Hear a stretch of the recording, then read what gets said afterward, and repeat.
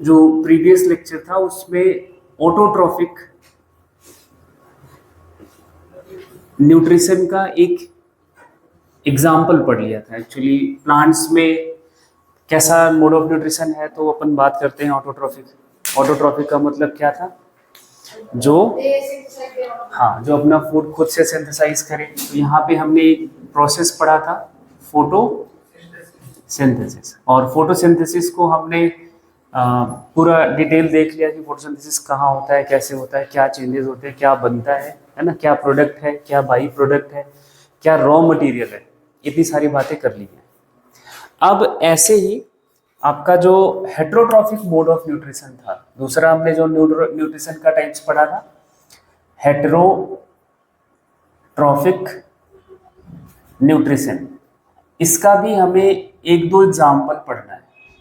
Actually दो example पढ़ना है हेट्रोट्रॉफिक न्यूट्रिशन का। एक सबसे जो सिंपल एनिमल है और सबसे एडवांस एनिमल है, क्योंकि एनिमल्स में ये मोड ऑफ न्यूट्रिशन मिलता है। हेट्रोट्रॉफिक मोड ऑफ न्यूट्रिशन कहाँ देखने को मिलेगा? एनिमल्स में, है ना। एनिमल्स, और कोई एग्जांपल है आपके दिमाग में एनिमल्स के अलावा? हाँ जी, कुछ बैक्टीरिया में, कुछ फंजाई, कुछ क्या, सभी फंजाई में, है ना। तो ये हेट्रोट्रॉफिक मोड ऑफ न्यूट्रिशन के एग्जांपल्स हो गए। अगर अपन यहीं पे हेट्रोट्रॉफिक मोड ऑफ न्यूट्रिशन के टाइप्स की बात कर ले तो क्या क्या पढ़ा था? सैप्रोफाइटिक, फिर आपने क्या पढ़ा? पैरासिटिक पढ़ लिया।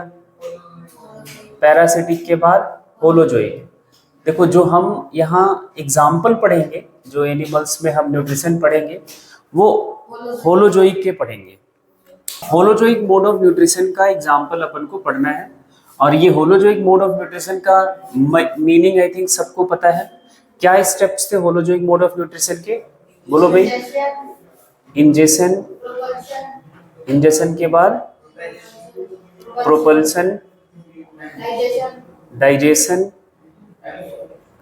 डाइजेशन के बाद एब्जॉर्प्शन, एब्जॉर्प्शन के बाद आपका एसिमिलेशन, एसिमिलेशन के बाद लास्ट स्टेप इजेशन, है ना। इनका मीनिंग सबको याद हो गया है, क्या इनका मतलब है ना। इनटेक ऑफ फूड, हम फूड को प्रोपेल करते हैं डाइजेस्टिव ट्रैक में, इनवॉलेंट्री एक्शन जहाँ से स्टार्ट होता है वहाँ तक। डाइजेशन का मतलब कॉम्प्लेक्स फूड को सिंपल में कन्वर्ट करना। एब्जॉर्प्शन का मतलब हमने क्या करा, जो हमारा न्यूट्रिएंट हमने जिसको सिंपल फॉर्म में कन्वर्ट करा उसको सेल्स में एब्जॉर्ब करना। And then proper distribution, that is assimilation. And जो अनडाइजेस्टेड फूड मटेरियल है उसको बॉडी से बाहर कर देना, दैट इज इजेशन। अब यहाँ होलोजोइक मोड ऑफ न्यूट्रिशन जो हम पढ़ेंगे, यहाँ पढ़ेंगे दो एनिमल्स में। एनिमल किंगडम की बात करें तो हमारा एनिमल बहुत सिंपल टाइप का भी है और मोस्ट एडवांस टाइप का, बहुत कॉम्प्लेक्स भी है। जैसे human being most advance type of animal है। तो हम दोनों का एक मोड ऑफ न्यूट्रिशन देखेंगे, एक एक आपको एग्जाम्पल पढ़ना है। एक न्यूट्रिशन पढ़ना है आपको अमीबा में, अमीबा का मोड ऑफ न्यूट्रिशन कैसा है, कैसे वो न्यूट्रिशन करता है अमीबा। और दूसरा आपको एग्जाम्पल पढ़ना है ह्यूमन बीइंग का, ह्यूमन का पूरा डाइजेस्टिव सिस्टम पढ़ना है। तो आज अपन स्टार्ट करेंगे सबसे पहले न्यूट्रिशन इन अमीबा। किसका न्यूट्रिशन पढ़ोगे? Nutrition in amoeba. तो हेडिंग बनाओ, न्यूट्रिशन इन अमीबा।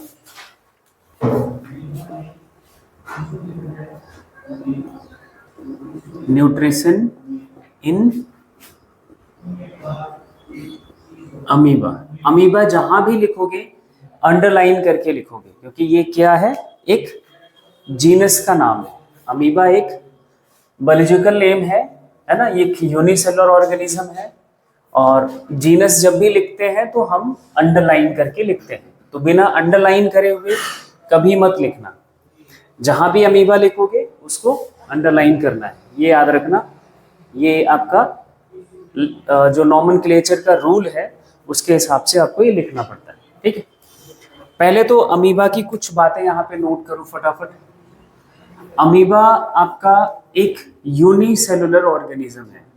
कैसा ऑर्गेनिज्म है? यूनिसेलुलर ऑर्गेनिज्म है। ये सबको पता है यूनिसेलुलर ऑर्गेनिज्म का मतलब क्या हुआ? Single celled organism, single celled organism है, एक सेल से ही ये ऑर्गेनिज्म बना हुआ है, सिंगल सेल्ड ऑर्गेनिज्म है। दूसरी जो बात इसकी स्पेसिफिक है वो याद रखना है, इसके जब हम शेप की बात करते हैं, इसके जो सेल का शेप है वो कैसा है, तो आपको याद रखना है इर्रेगुलर होता है, ऐसा कोई फिक्स शेप नहीं है, इर्रेगुलर शेप है। और इसके लिए हम वर्ड यूज करते हैं क्या? स्यूडो। इर्रेगुलर शेप के लिए वर्ड क्या लिखते हैं? स्यूडो, है ना। तो ये स्यूडो शेप का है, फॉल्स शेप का, कोई फिक्स शेप नहीं है, नहीं कह सकते कि ओवल होता है, स्फेरिकल होता है, या ऐसा हम कुछ भी नहीं कहेंगे, है ना। ओवल स्यूडो शेप का होता है। इनका बॉडी, इनका जब हम स्ट्रक्चर बनाने की बात करते हैं, हाँ एक और बात याद रखना है, ये जो सेल है, सिंगल सेल्ड ऑर्गेनिज्म है, एनिमल है, ये यूकैरियोटिक सेल है। कैसा सेल है? यूकैरियोटिक सेल है। यूकैरियोटिक सेल तो आपने पढ़ा था, बोलो, प्रोकैरियोटिक सेल और यूकैरियोटिक सेल पढ़ा हुआ, डिफरेंस आपको पता है, मतलब न्यूक्लियस है, सेल ऑर्गेनेल्स है, ऐसे ही कुछ सेल है। एक यूकैरियोटिक सेल है। एक और बात याद रखनी है, एनिमल किंगडम को हम कई फाइलम में डिवाइड करते हैं, तो ये एक फाइलम का नाम है, फाइलम प्रोटोजोआ। किसका? फाइलम का नाम क्या है? प्रोटोजोआ। ये प्रोटोजोआ का मेंबर है ना। फाइलम प्रोटोजोआ का ये एक एग्जाम्पल है अमीबा, ये याद रखना, it belongs to phylum protozoa. ठीक है, एक बात ये याद रखनी है ना। और जब इनका हम डायग्राम देखते हैं तो आपको जैसा भी आपका पेन घूमता है कॉपी पे, ऐसे आप बना लो।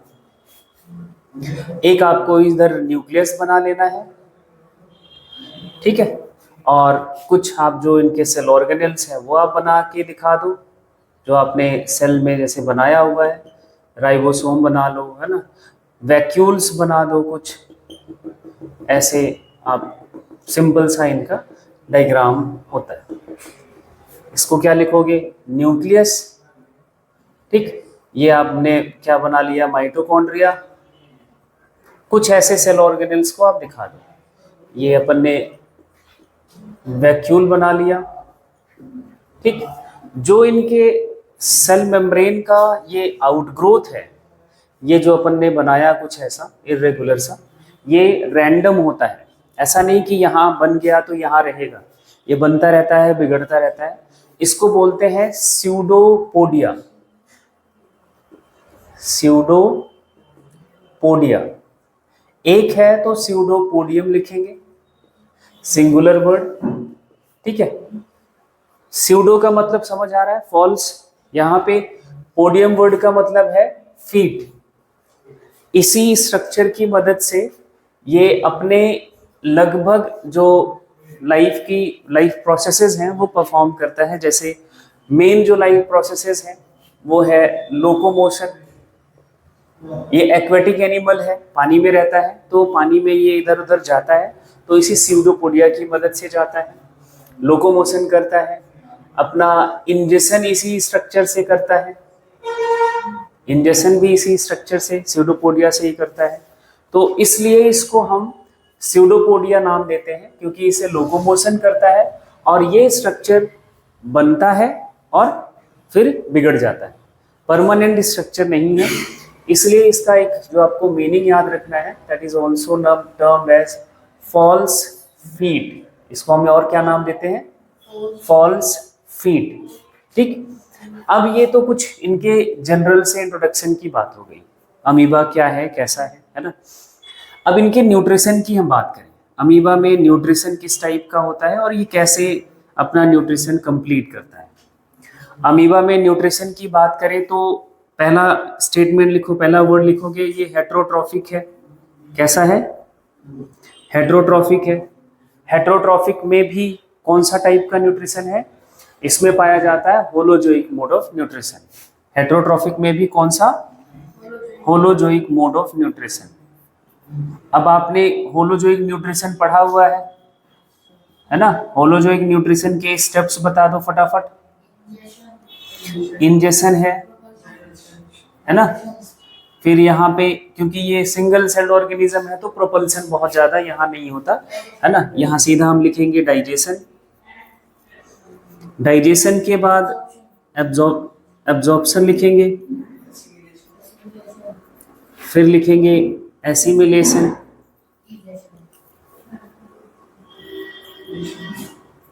और लास्ट स्टेप है क्या, इजेशन। ठीक है, अब इन्हीं स्टेप्स को अपन को यहाँ समझना है, कैसे ये अपना इंजेशन पूरा करता है, फिर कैसे ये डाइजेशन पूरा करता है, और कैसे फिर उसके बाद एब्जॉर्प्शन होता है, एंड लास्ट, है ना, एसिमिलेशन, और फिर उसके बाद अपना इजेशन। देखो, अमीबा का न्यूट्रिशन आपने देख लिया, न्यूट्रिशन का टाइप्स देख लिया, स्ट्रक्चर देख लिया। अब इनका फूड क्या है, ये खाते क्या है, वो अपन को पहले समझ लेना है, फिर आपको बात आगे समझ आ जाएगी आराम से, है ना। फूड मटेरियल क्या होगा वो लिखो आप, इनका फूड क्या है वो यहाँ पे लिखो। अमीबा के फूड की जब बात करते हैं तो ये खाता है एक्वेटिक माइक्रोब्स, या लिख लो सिंगल सेल्ड ऑर्गेनिज्म है तो डिसॉल्व ऑर्गेनिक मटेरियल जो पानी में डिसॉल्व रहता है, एंड कुछ माइक्रोब्स को भी खाता है, microbes and dissolve organic material, जो पानी में मटेरियल डिसॉल्व रहता है वो उनको ये खाता है। फूड पार्टिकल्स कह सकते हो आप इसको, मटेरियल की जगह, ऑर्गेनिक मटेरियल की जगह पे यहाँ पे लिख सकते हो फूड पार्टिकल्स। करता क्या है वो देखो, अमीबा अपने सराउंडिंग में जो भी कुछ इसका फूड आता है उसको ये अपने स्यूडोपोडिया से कवर करता है। ऐसे मान लिया कि हमने ये एक अमीबा का स्ट्रक्चर हुआ और ये इसके आसपास ये कोई फूड पार्टिकल है, कोई माइक्रोब्स है, तो ये स्यूडोपोडिया इसको कवर करने लगेगा। ये स्यूडोपोडिया इस तरह से ग्रो करने लगेगा, ये कवर करेगा, इसको क्या करेगा, कवर करेगा, और कुछ इस तरह से स्ट्रक्चर में ये कन्वर्ट हो जाएगा। फूड जो होगा इसमें पैक हो जाएगा, इनका जो स्यूडोपोडिया है उसको कैप्चर करने की कोशिश करेगा। ठीक है, ये आपका, इसको लिखोगे क्या, फूड पार्टिकल, इसको क्या लिखोगे, स्यूडोपोडिया, है ना। अब ये इस स्टेप पे क्या आप दिखा रहे हो, कैप्चरिंग ऑफ फूड पार्टिकल, ये फूड पार्टिकल को कैप्चर कर रहा है। ठीक है, फिर इनके न्यूक्लियस को थोड़ा सा आप साथ में यही बनाते रहना, एक टिपिकल सेल की तरह, है ना। एक ये न्यूक्लियस है और भी जो स्ट्रक्चर्स हैं। नेक्स्ट स्टेप पे क्या होगा, ये जो इनका मेम्ब्रेन है इस पूरे फूड को पैक करके सेल के अंदर इंजेस्ट कर लेगा। क्या कर लेगा, सेल के अंदर इंजेस्ट कर लेगा। तो मतलब कुछ इस तरह से अमीबा अपने आप को अपना इंजेक्शन कंप्लीट कर लेता है। इसमें फूड पार्टिकल इनका पैक्ड है, इसको हम बोलेंगे फूड वैक्यूल। क्या बोलोगे, फूड वैक्यूल। इसमें जो इसने फूड बाहर से था वो इंजेस्ट करा, इनका ये इंजेक्शन कंप्लीट हो गया। ठीक, अब हमने याद करो तो 9th में अपन ने पढ़ा था लाइसोसोम, सेल का एक ऑर्गेनेल होता है दैट कंटेन्स हाइड्रोलाइटिक एंजाइम्स। इनके पास क्या होता है, हाइड्रोलाइटिक एंजाइम्स होते हैं। तो ये भी एक यूकैरियोटिक सेल है तो इसके पास भी लाइसोसोम होगा, है ना। तो इनका जो प्राइमरी लाइसोसोम है, कौन सा? प्राइमरी लाइसोसोम है ना, ये फ्यूज कर जाता है इस फूड वैक्यूल के साथ। किसके साथ फ्यूज करेगा? फूड वैक्यूल के साथ। तो इनका जो स्ट्रक्चर बनता है कुछ इस तरह से चेंजेस हो जाएंगे। ये फूड वैक्यूल में ये अपने न्यूक्लियस इनका बना लिया। इनके फूड वैक्यूल में फूड है, फूड के साथ साथ अब क्या हो गया है इसमें हाइड्रोलिटिक एंजाइम्स हो गए। हाइड्रोलाइटिक एंजाइम्स हैं, प्लस ये क्या है? फूड पार्टिकल है। ठीक है। अब जो ये लाइसोसोम जब इनका फ्यूज कर गया किसके साथ? फूड वैक्यूल के साथ। जब प्राइमरी लाइसोसोम फूड वैक्यूल के साथ फ्यूज कर गया तो इस स्ट्रक्चर को हम बोल देते हैं क्या? Secondary lysosome. अब इसमें क्या होगा? इनका जो भी फूड पार्टिकल है, हाइड्रोलिटिक एंजाइम जो है उनको डाइजेस्ट करेगा, उस मटेरियल को ये डाइजेस्ट करेगा। डाइजेशन होने के बाद यहाँ इस सेकेंडरी लाइसोसोम में क्या होगा? Digestion of food. इंजेक्शन हो गया, सेकेंडरी लाइसोसोम में क्या होगा? Digestion of food. Digestion of food. Digestion of food के बाद इनका क्या होगा? इनके साइटोप्लाज्म में, ये न्यूक्लियस है, ये इनका हमने फूड वैक्यूल बनाया है ना, अभी सेकेंडरी लाइसोसोम बोल रहे हैं। अब इनका जो ये फूड था जो इन्होंने इस सेकेंडरी लाइसोसोम में इकट्ठा करा हुआ, पैक करा हुआ था, वो डाइजेस्ट होगा, ब्रेक होगा, है ना, with the help of hydrolytic enzymes, है ना। ये हाइड्रोलिटिक एंजाइम की मदद से ये ब्रेक हो गया। फिर डाइजेस्ट होने के बाद ये अपने सराउंडिंग साइटोप्लाज्म में जो इनका न्यूट्रिएंट होगा वो डिफ्यूज आउट कर जाएगा। कहाँ जाएगा? डिफ्यूज आउट कर जाएगा, साइटोप्लाज्म में न्यूट्रिएंट बाहर आ जाएगा जो इसके सेल को चाहिए होता है ना। तो यहाँ इस स्टेप पे हम क्या लिखेंगे? Diffusion of nutrient into cytoplasm. Cytoplasm में न्यूट्रिएंट आ गया, है ना। अब इस सेल को जहां भी उस न्यूट्रिएंट की जरूरत होगी, इस पूरे अमीबा में उस न्यूट्रिएंट की जहां भी रिक्वायरमेंट होगी वो उधर वहां डिस्ट्रीब्यूट करा जाएगा। उसका वो जब डिस्ट्रीब्यूट करने वाला बात आता है, that is the assimilation of food या न्यूट्रिएंट। ये आपका कौन सा स्टेप पूरा कर लिया जाएगा? एसिमिलेशन। ठीक है। एब्जॉर्प्शन हो गया, ये जब यहाँ न्यूट्रिएंट डिफ्यूज आउट कर रहा है तो ये आपका क्या हो गया? एब्जॉर्प्शन हो गया न्यूट्रिएंट का, एंड देन डिस्ट्रीब्यूशन हो गया तो एसिमिलेशन हो गया।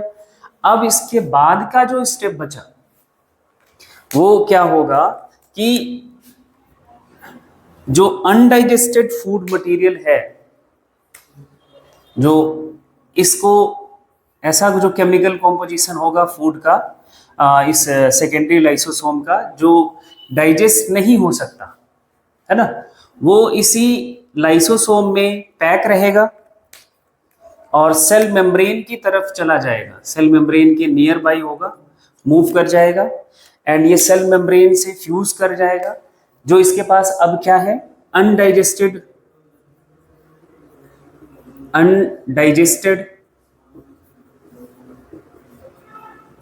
फूड मटेरियल है। ठीक है। अब इस लाइसोसोम को हम क्या बोल देंगे? कौन सा टाइप का लाइसोसोम बन गया ये? Tertiary lysosome. कौन सा? Tertiary lysosome. हाँ, एक और बात आपको याद रखनी है ये जो अपना फूड इंजेस्ट करता है, कैप्चर करने के बाद ये जो इंजेशन वाला प्रोसेस आपने ये स्टेप दिखाया है, ये कौन से प्रोसेस से हुआ है? एक आपने पढ़ा था एंडोसाइटोसिस पढ़ा था, याद आ रहा है? तो एंडोसाइटोसिस से ये अपना फूड को सेल के अंदर ले जाएगा। अब ये जो टर्शियरी लाइसोसोम में अनडाइजेस्टेड फूड मटेरियल है, ये सेल से बाहर करेगा by the process of exocytosis. कौन से प्रोसेस से? एक्सोसाइटोसिस। एक्सोसाइटोसिस से ये अनडाइजेस्टेड फूड मटेरियल कहाँ आ जाएगा? इनके सेल के बाहर। ये इनका कंप्लीट प्रोसेस हो गया डाइजेशन का। इस स्टेप को आप बोल दोगे क्या? इजेशन। इजेशन क्या क्या मतलब था? Removal of